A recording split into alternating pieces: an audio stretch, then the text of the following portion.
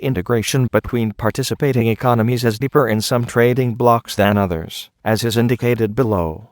Firstly, a free trade agreement means all members are free to import and export goods and services among themselves.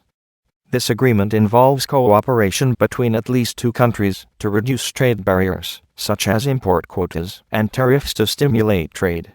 The primary advantage of this is that members are free to maintain independent trade policies with non-member countries, meaning there is no adverse effect on member states.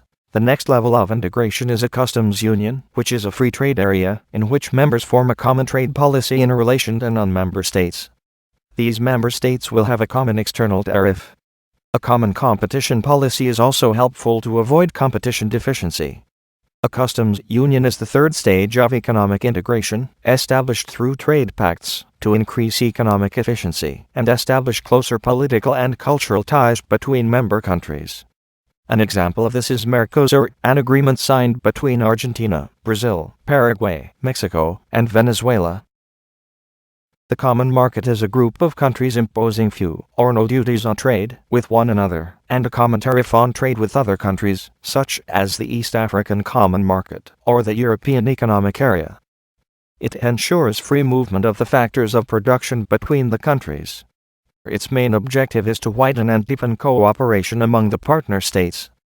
The advantages are that there is a bigger trading market, and therefore higher competition and return on investment. This also means that they have lower prices for consumers and producers, as there are more suppliers. This creates more jobs and also the benefits of comparative advantage and economies of scale. The disadvantage of this is that the domestic market may be hurt, as other countries could dump their cheaper products in the market. An economic union is one by which members eliminate internal barriers, adopt common external barriers, and adopt a similar set of economic policies. An example of this is the European Union. An advantage of this is that the elimination of internal barriers allows for ease of exportation. However, non-member countries are now subject to import quotas.